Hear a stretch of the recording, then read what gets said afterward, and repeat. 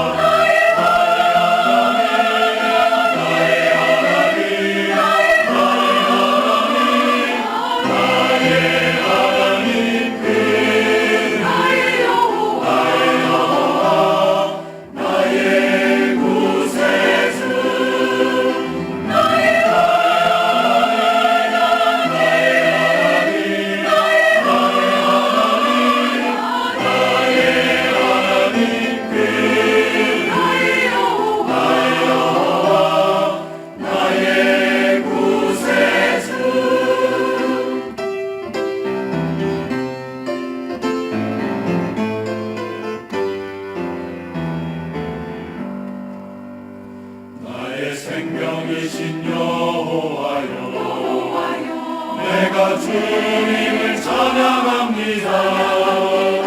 주는 나의 사랑이시며 나의 의지이시라.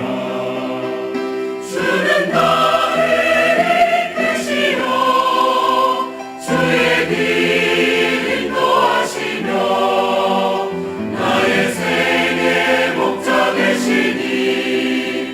내가 따르리라. 나의 하나님, 나의 하나님, 생명으로 흘러가는 내게 씌우소서. 나의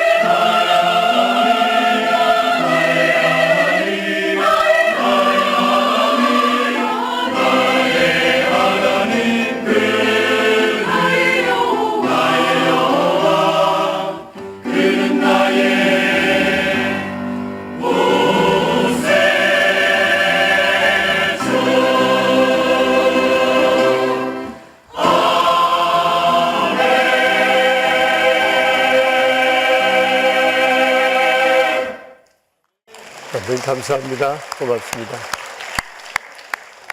오늘 아침 우리에게 주신 하나님 말씀은 출애굽기 24장 1절에서 11절에 있는 말씀입니다. 오늘 우리 성경 읽기 1과 맨 첫 번째 부분의 말씀입니다. 출애굽기 24장 1절에서 11절에 있는 말씀, 살아계신 하나님의 말씀을 우리 함께 받들어 읽겠습니다. 또 모세에게 이르시되 너는 아론과 나답과 아비후와 이스라엘 장로 70명과 함께 여호와께로 올라와 멀리서 경배하고 너 모세오만 여호와께 가까이 나오고 그들은 가까이 나오지 말며 백성은 너와 함께 올라오지 말지니라.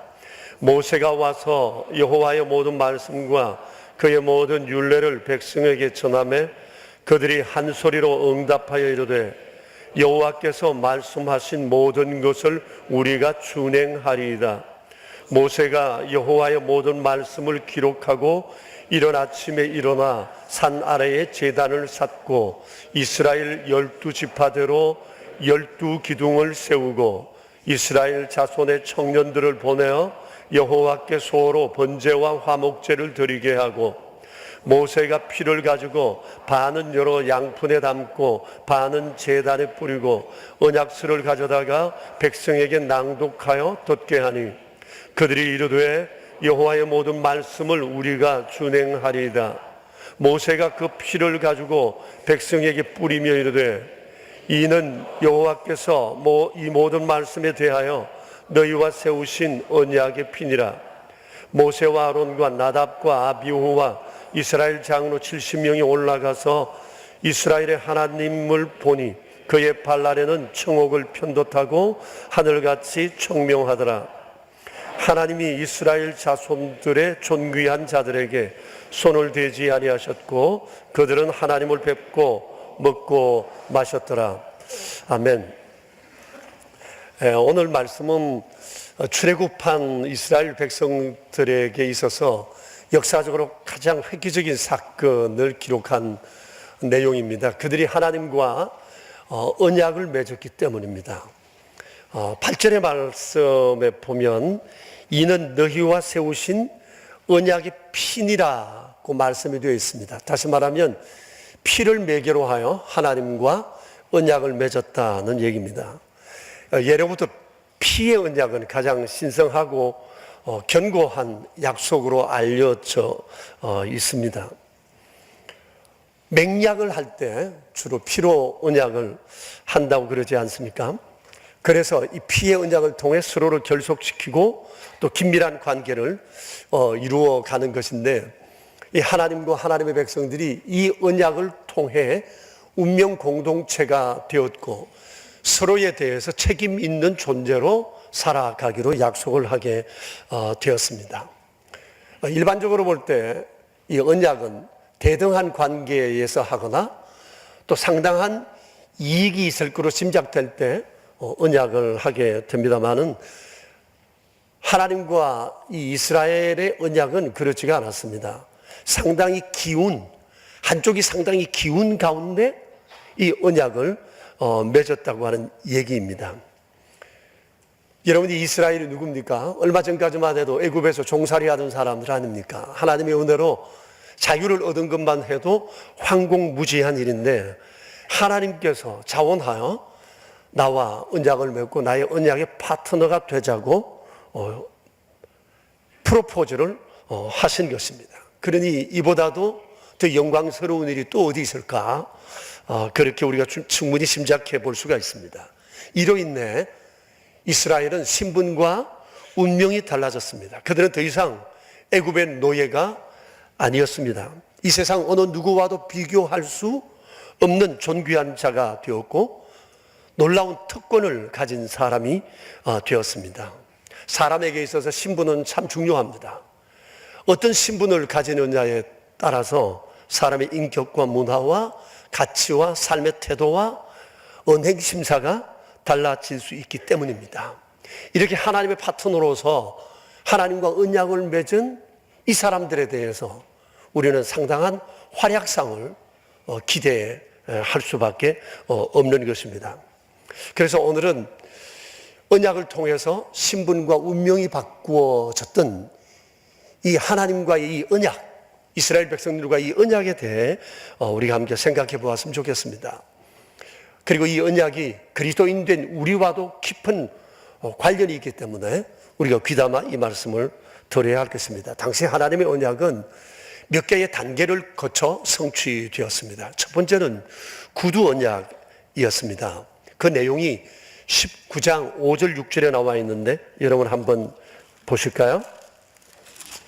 19장 5절 6절을 보시면 이런 내용이에요. 같이 한번 읽어봅시다. 세계가 다 내게 속하였나니 너희가 내 말을 잘 듣고 내 언약을 지키면 너희는 모든 민족 중에서 내 소유가 되겠고 너희가 내게 대하여 제사장 나라가 되며 거룩한 백성이 되리라. 너는 이 말을 이스라엘 자손에게 전할지니라. 여러분, 굉장한 내용이에요. 하나님께서 이것을 그 백성들에게 제안했던 겁니다. 상상도 못한 제안을 그들이 받았다고 생각합니다. 그들이 할 건 하나도 없습니다. 모든 것 다 주님이 준비하셨고 다 주시겠다고, 이렇게 하시겠다고 말씀을 하신 겁니다. 전체를 다 얘기 드리기는 어렵지만 그 중에 한 단어, 여기 소유라는 단어가 있지 않습니까? 이 소유라는 단어는 특별한 보물로 삼는다, 이런 뜻입니다. 모든 민족 중에 내가 너희를 특별한 보물로 삼고 보물되게 하겠다는 겁니다.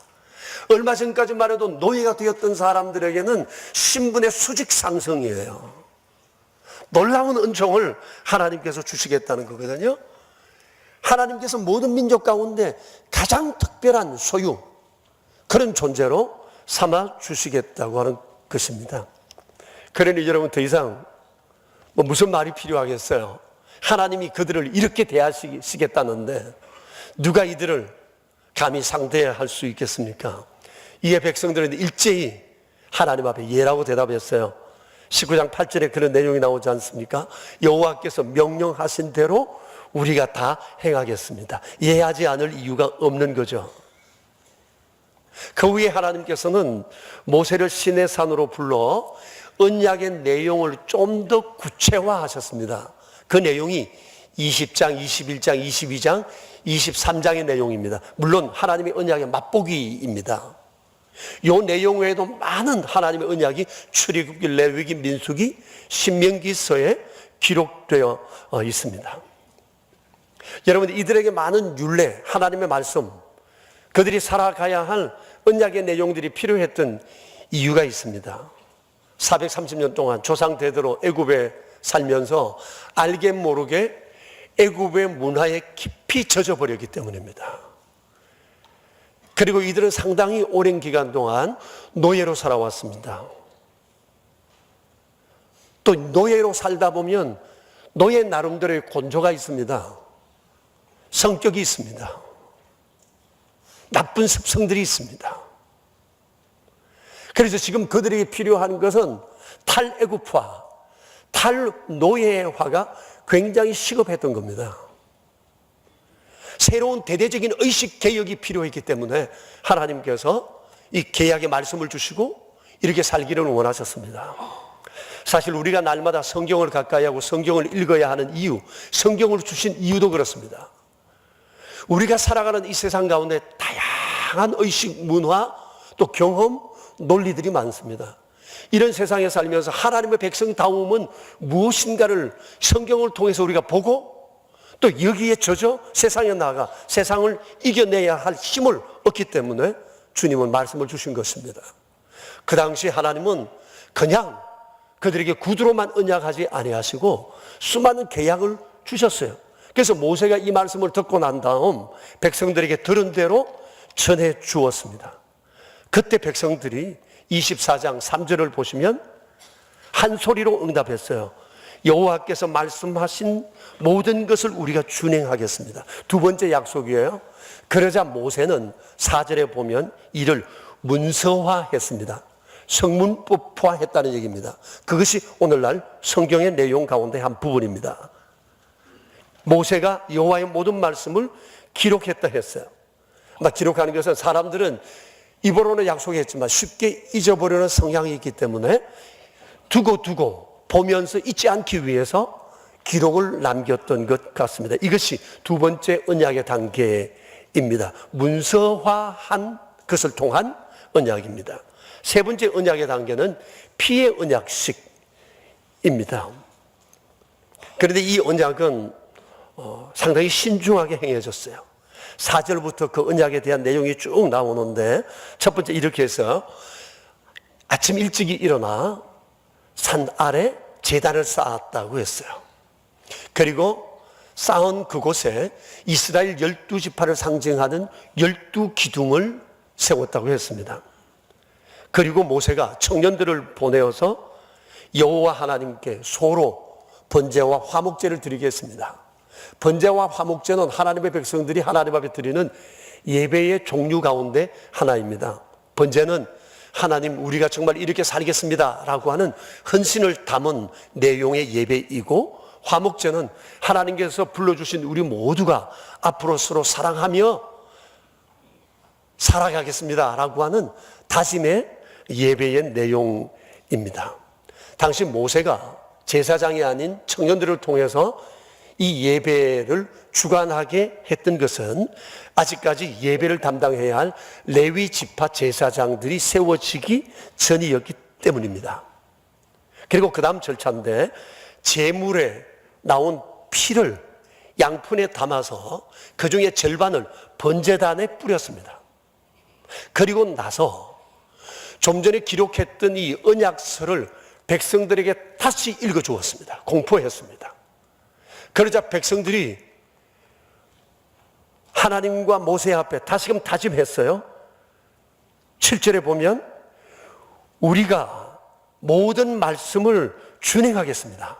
그러자 모세는 남겨둔 피의 절반을 백성들의 대표들에게 뿌렸습니다. 그리고 나서 이렇게 선포했습니다. 8절 뒤에 보시면 이는 여호와께서 이 모든 말씀에 대하여 너희와 세우신 언약의 피니라 라고 말하면서 언약이 체결되었음을 선포했습니다. 이로 인해서 하나님과 하나님의 백성들은 한 운명 공동체가 된 겁니다. 여러분, 사람들의 입장에서 보면 이거 횡재한 겁니다. 하나님의 파트너가 됐다는 것도 횡재고 상상할 수 없는 수많은 약속을 받은 것, 이 놀라운 은혜가 아닐 수 없습니다. 이제 그들은 자신들이 언약한 대로 하나님 말씀 잘 듣고 준행하여 복받을 일만 남게 된 것입니다. 얼마나 복된 사람들인지 모릅니다. 큰 복을 받은 것입니다. 자, 이렇게 언약을 체결하고 난 뒤에 아주 특별한 행사가 열렸는데 9절을 보시면 하나님께서 모세를 비롯해서 이스라엘의 지도자 전체 74명을 시내산으로 초대해 주신 겁니다. 그곳에서 이들이 하나님을 배웠어요. 여러분, 여기 그들이 올라가서 하나님을 뵀다고 했잖아요. 10절에 요 본다고 한 요 단어가 비성장적인 상태에서 봤다는 얘기 아니에요. 환상으로 봤다는 것이 아니라 내 이 육신의 눈으로 직접 하나님을 대면하여 봤다, 이런 뜻이에요. 그때 그들이 하나님을 본 광경이 10절에 이렇게 내용이 되어 있습니다. 하나님을 보니 그의 발 아래는 청옥을 편듯하고 하늘같이 청명했다 그랬습니다. 하나님의 전체의 모습은 보지 못하고 하나님의 발 아래의 모습만 보았던 것 같습니다. 전체 모습을 보지 못했지만 아무튼 사람이 하나님을 대면하여 볼 수 있었다는 것 자체는 얼마나 놀라운 일인지 모릅니다.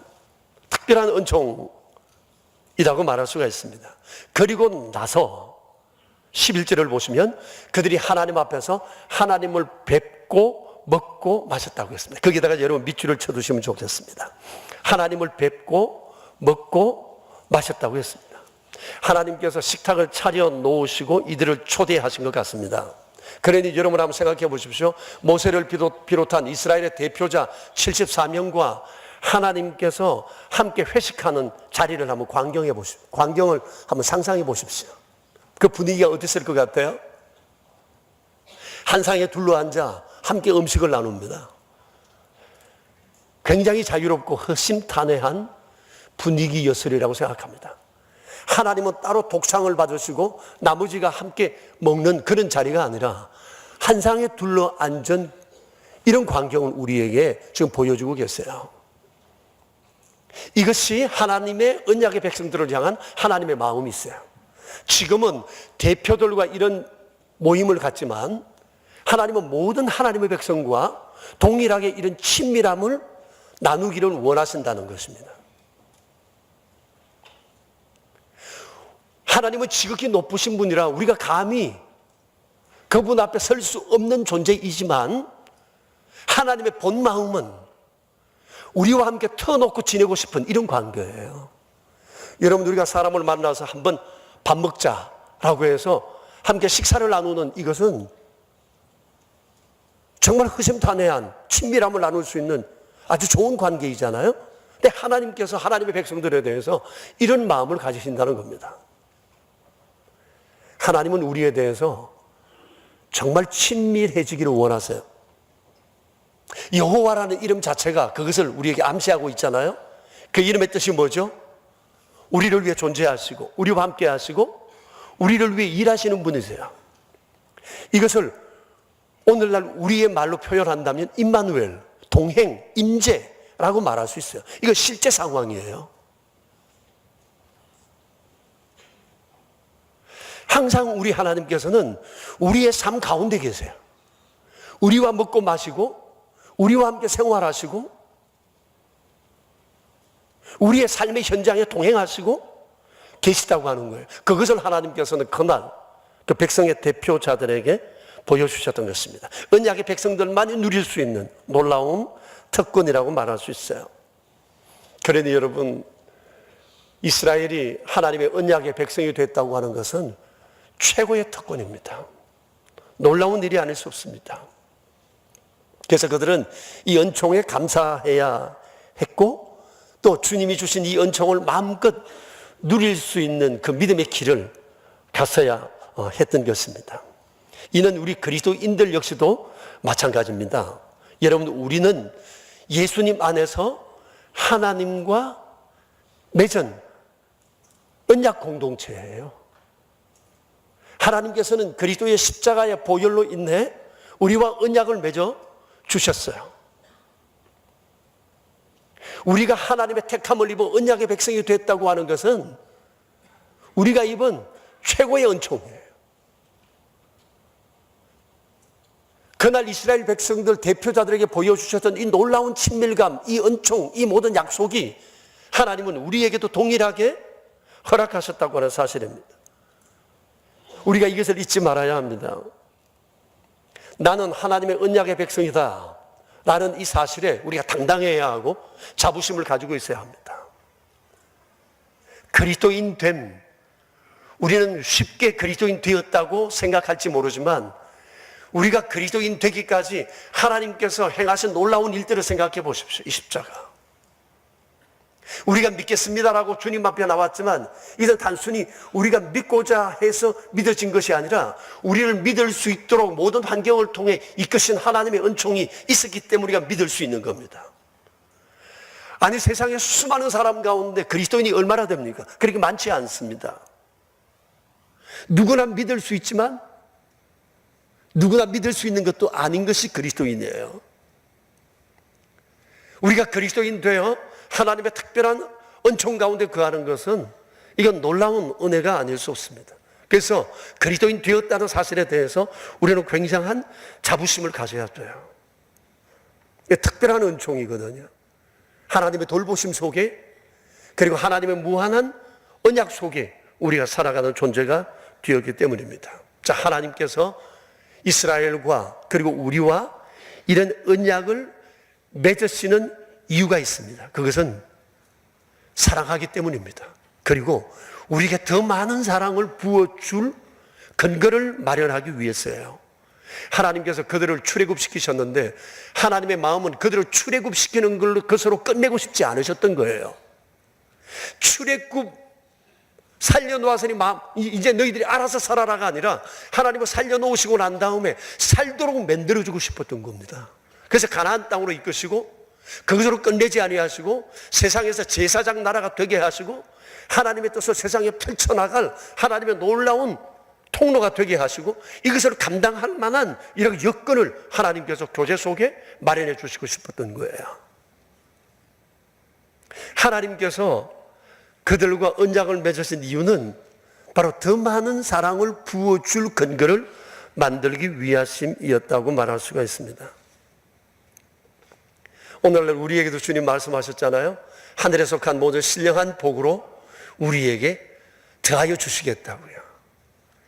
그러니까 우리가 좋아하는 가성비로 따진다면 하나님의 사랑은 최고의 가성비입니다.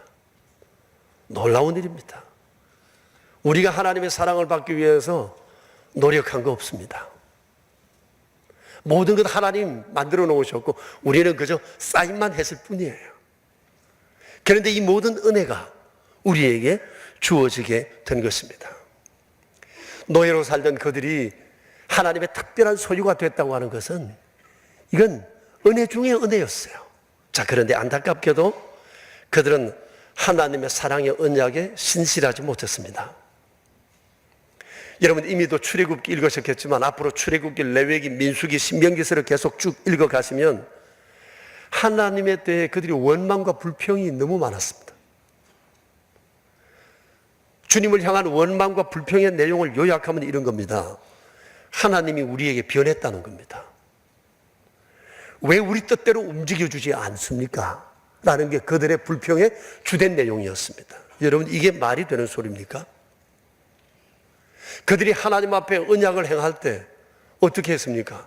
구두로, 문서로, 피의 언약을 할 때 그들이 이구동성으로 여러 번 약속하지 않았습니까? 여호와의 말씀대로 우리가 준행하며 살겠습니다. 그랬는데 이들이 엉뚱한 소리를 한 거예요. 이렇게 원망하고 불평하면서 그들의 상황이 흔들렸던 이유가 있습니다. 그것이 바로 하나님을 향한 불신이었어요. 자신들을 향한 하나님의 사랑에 대해서 확신이 없었어요. 이걸 믿지 못하는 거예요. 그러니까 모든 것이 잘못되게 보였다고 하는 사실입니다. 그래서 어려움이 닥칠 때, 또 자기들 뜻대로 되지 아니할 때 그들은 조금도 망설임 없이 하나님을 원망했던 겁니다. 괜히 믿었다, 괜히 따라 나왔다, 믿음으로 산다고 하지만 뭐 생기는 게 별로 없다, 이게 뭐야? 라고 얘기했던 겁니다. 여러분 이게 할 말이 아닌 거죠. 서로 아무것도 없다 해도 애굽에서 노예로 살다가 구원받은 것만으로도 감사해야 됐잖아요. 자유인이 된 것만으로도 감지덕지해야 했고, 이것만으로도 주님 앞에 온갖 충성과 신실함으로 살아야 했는데, 많은 은총적에 살면서 내 마음대로 일이 풀리지 않고 뜻대로 안 되고 하나님이 움직여주지 않는다고 해서 하나님께 원망하고 불평하는 것은 큰 잘못된 일이 아닐 수가 없어요. 그러다 보니까 결국 하나님이 그들을 위해 마련해 놓으신 수많은 은총을 그들은 결국 누리지 못하게 되었던 것입니다. 여러분 여기서 우리가 한 가지 생각해 봐야 할 것이 있어요. 믿음이 뭐냐라고 하는 거예요. 이 사랑이라는 것과 오늘 말씀과 관련해서 믿음이 뭔지를 한번 생각해 보십시오. 믿음이 뭐죠? 믿음이 뭡니까? 믿음이란 하나님께서 나를 사랑하신다는 것을 아는 게 믿음이에요. 어렵게 생각할 거 없어요. 하나님이 나를 사랑하신다는 것을 믿는 게 믿음이고, 하나님이 나를 사랑하신다는 것에 흔들리지 않으면 믿음 생활 잘할 수 있어요. 그 사람이 믿음 생활 잘하는 거예요. 하나님이 나를 사랑하신다는 것에 기반을 두고 세상을 바라보고 하나님의 사랑 안에서 내게 일어나는 모든 삶을 사랑으로 해석해낼 때 그 사람은 믿음 생활 잘할 수밖에 없어요. 여러분 삶은 해석이라고 그랬잖아요. 동일한 환경이라도 어떻게 해석하느냐에 따라서 결과는 전혀 달라질 수가 있거든요. 하나님의 사랑 안에서 세상을 보면 모든 것이 하나님의 사랑 안에서 해석이 될 수밖에 없어요. 나쁜 것도 좋은 것도 어려운 것도 실패도 성공도 아픔도 슬픔도 좋은 일도 내 뜻대로 되는 것과 되지 않는 것들도 다 하나님 경륜 안에서 이루어진다고 생각하다 보면 이것이 감사가 되고 또 이렇게 날마다 깨달아가는 것, 이것이 곧 믿음 생활이라 말할 수가 있어요. 우리는 금년을 시작하면서 세 번 주를 지내면서 참 어려운 환경 속에서 삶을 멋지게 해석해낸 위대한 믿음의 사람 세 사람을 봤어요. 아브라함, 요셉, 그리고 모세였습니다. 아브라함도 하나님의 약속을 믿고 따라 나섰지만 어려움이 많았습니다. 그때 하나님께서 아브라함에게 나타나셔 하신 말씀 여러분 기억하시죠? 첫째 주 말씀 뭐였죠? 나는 내 방패요, 너의 지극히 큰 상급이다. 이 말씀 듣고 아브라함의 두려움 가운데 요동치는 믿음이 바로 되고 하나님을 바라보고 믿음의 조상의 길을 걸어갈 수 있었습니다. 요셉은 어땠나요? 그 엄청난 어려움 가운데 그의 믿음의 고백, 므낫세 에브라임, 자식을 낳고 이름을 붙였는데 그 이름은 요셉의 고백이, 신앙이, 하나님을 향한 사랑이 그대로 묻어져 있는 내용입니다. 지난날의 아픔 내가 다 하나님 때문에 잊었다. 지금 내게 잘 되어진 이 모든 것 하나님께서 행하신 일이다. 얼마나 놀라운 고백인지 몰라요. 어제 새벽 예배를 드리다가 우리 교우 중에 한 분이 아들을 생각하며 감사 예물을 드렸는데 그 감사 예물 거기 이런 글이 쓰였어요. 금요일에는 아브라함 얘기, 어제는 요셉 얘기가 쓰여있어요. 아버지 하나님, 제 아들이 하나님이 아들의 방패시요 믿음의 큰 상급인 것을 믿고 살아가게 해주십시오. 아버지, 우리 아들이 므낫세 에브라임을 날마다 고백하며 살게 해주십시오. 이렇게 적어서 주님 앞에 헌금을 드렸어요. 너무 귀한 고백이죠. 세상의 환경은 우리를 얼마나 흔들어 대는지 모릅니다. 환경에 따라 이리저리 치우친다면 우리는 정말 중심을 잃어버릴 수 있습니다. 그때 치우치기 쉬운 우리를 바로 붙잡아 주는 것이 하나님은 나를 사랑하신다고 하시는 이 거룩한 믿음이에요. 자, 모세를 보십시오. 모세도 나름대로 생각이 많았던 사람이에요. 판단이 있었던 사람이에요. 그 당시 1등 학문을 수학했던 사람이잖아요. 그런데 그가 하나님의 부름을 받았을 때 여러 가지 이성적 판단이 있었지만 그분이 여호와시라는 이 확신을 가지고 그는 모든 자신의 이성적 판단을 내려놓고 애굽의 바로 앞에 담대히 설 수 있는 용기를 갖게 되지 않았습니까? 자, 모든 환경 속에 우리를 제대로 세워줄 수 있는 것, 모든 근심과 고난에 닥칠 때 그럼에도 불구하고 우리가 붙들어야 할 가장 중요한 것은 바로 하나님과 하나님의 말씀이라고 하는 사실입니다.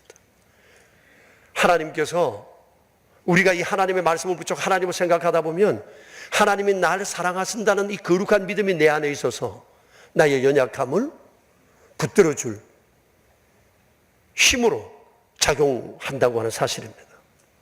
이번에도 이 나라지를 보면서 또 감동을 받았어요. 어느 것 하나 내버릴 수 없는 많은 글과 아름다움, 사진과 그런 고백들이, 취재 기사들이 담겨 있어요. 여러 번 봤어요. 어제 이 책을 받고도 한 2번 정도 본 것 같아요. 또 없나 싶어서 뒤를 뒤지니까 이거밖에 없었어요.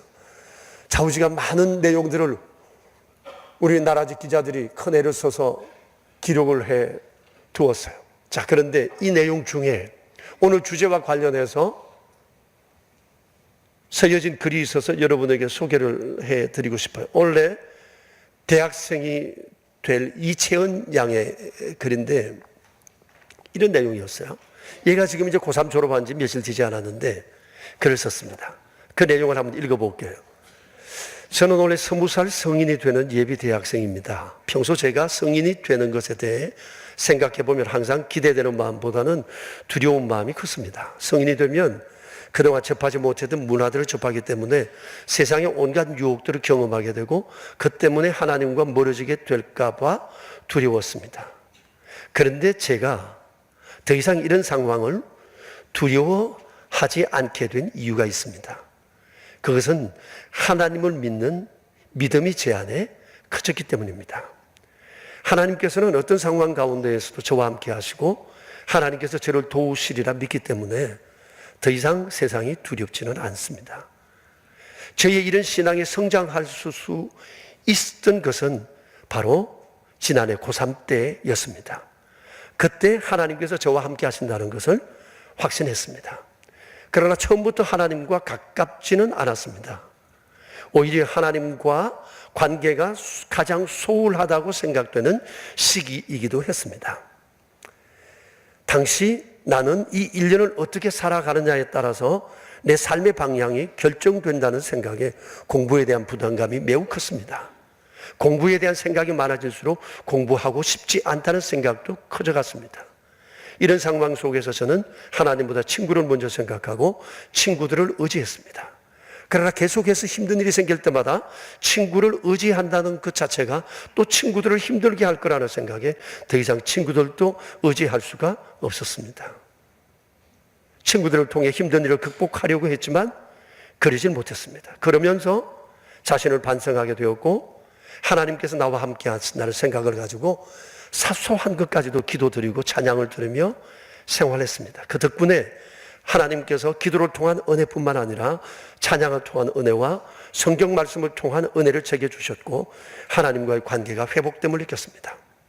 제가 가는 길을 하나님께서 인도해 주실 거라 믿어서 고등학교 3학년의 수험 생활이 힘들지 않았습니다. 대학 입시를 준비하면서 힘든 일들이 있었지만 결국 내가 의지할 수 있는 분은 하나님밖에 없다는 사실을 알았기 때문입니다. 금년도 우리 고3 아이들이 그 출석률이 제일 좋았다고 그래요. 수련회도 빠지지 않고 정말 주님과 친밀한 관계를 나누는 아이들이 굉장히 많았다는 얘기를 들었거든요. 채연이도 그런 아이 가운데 한 사람이었던 것 같아요. 그리고 이 아이의 얘기입니다. 수능이 끝나고 대학 발표만 남은 상황에서도 대학에 합격하게 해달라는 기도 대신 어떤 결과에도 순종하며 하나님을 섬기는 삶을 살게 해달라고 기도했습니다. 이제 가고자 하는 대학에 붙어서 하나님을 섬기는 삶을 살기 위해 초등 2팀 교사를 하게 됐습니다. 대학생이 되어서도 하나님께서 하지 말라는 것들을 하지 않으며 하나님께 감사하며 살고자 다짐했습니다. 하나님을 믿는 마음이 변하지 않고 하나님께 받은 은혜를 아직 하나님을 알지 못하는 사람들에게 전하며 많은 사람들이 하나님께 돌아올 수 있도록 노력할 것입니다. 지금까지는 미성년자로서 부모님의 보호 아래 세상을 많이 경험하지 못했지만 이제는 세상 가운데 나아가서 하나님을 전하는 삶을 살며 언제나 하나님께 의지할 것입니다. 얼마나 기특해요. 하나님에 대한 사랑이 이 아이가 아주 확실히 있어요. 하나님에 대한 하나님이 나를 사랑하신다는 이 확신이 이 아이로 하여금 모든 흔들리는 상황 중에 자신을 붙잡아 줄 수 있었고 불안과 두려움을 극복할 수 있었다는 얘기 아닙니까? 채은이의 젊음을 정말 응원합니다. 성도 여러분, 우린 하나님과 언약을 맺은 사람들이에요. 이것은 우리 인생 최고의 사건입니다. 하나님께서는 구약시대엔 여호와라는 이름을 걸고 그 백성들을 사랑하셨지만 신약시대엔 예수 그리스도의 이름을 걸고 우리를 사랑하세요.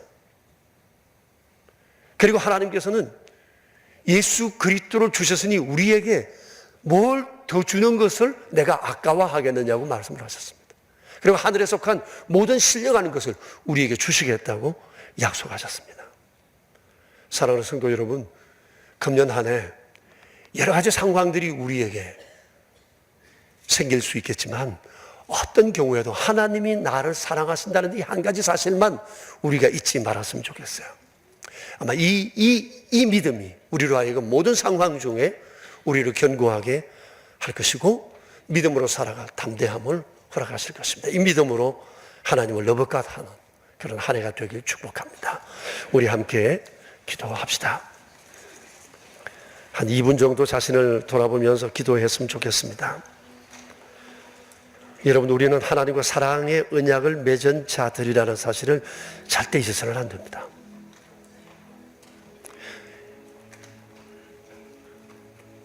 우리는 변할지 모르지만 우리를 향한 하나님의 사랑은 영원히 변치 않습니다. 하나님은 그 사랑으로 우리를 영원히 사랑하실 것입니다. 어떤 상황이 우리를 흔든다 할지라도 날 사랑하시는 이 하나님의 사랑을 우리가 기억하고 믿음으로 살아갔으면 좋겠습니다. 우리 하나님 앞에 이 시간 함께 기도하며 나아갑시다. 자비로우신 아버지, 연약한 우리, 부족한 우리, 하나님의 은혜를 새롭게 되는 상상할 수 없는 은총을 주 예수 그리스도 안에서 하나님께서 우리에게 허락해 주셨습니다. 전능하신 아버지, 우리가 믿음으로 사는 일 조금도 흔들리지 않게 하시고 날 사랑하시는 하나님의 그 은총에 대해 날마다 기억하고 감사하며 믿음으로 살아가는 우리가 될 수 있도록 주님 은총을 베풀어 주소서. 그 옛날 주의 백성들을 함께 하시고 많은 것을 허락하시던 주님을 사랑해 주시되 끝까지 사랑하시고 더 많이 주시기 원하시고 우리에게 생각을 넘고 사랑을 허락하시고 위대하신 분이신 것을 우리가 다시 기억하고 날마다 믿음으로 살아가는 저희들이 하소서.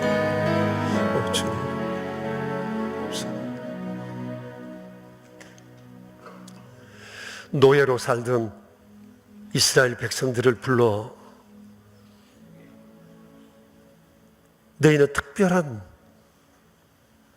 나의 소유이며 세상 가운데 내가 너희를 그렇게 세워줄 것이라 약속하시며 언약을 맺으셨던 주님, 더 많은 것을 채워주시기 위한 근거를 만드시기 위하여 언약의 백성 삼으셨으나 하나님을 불신하며 원망하며 불평했던 그들은 결국 하나님의 놀라운 은총을 누리지 못한 채 그들의 삶을 마감했고 그렇게 끊임없이 삶을 이어져 가야만 했던 참으로 슬픈 역사를 우리는 구약 성경을 통해서 보았습니다. 이렇게 살아가는 사람들을 사랑하시어 예수님을 보내시고 오늘 우리를 그리스도 안에서 언약의 백성 삼으사 하늘에 속한 모든 신령한 복으로 우리에게 주시겠다 약속하신 하나님의 은총에 감사를 드립니다.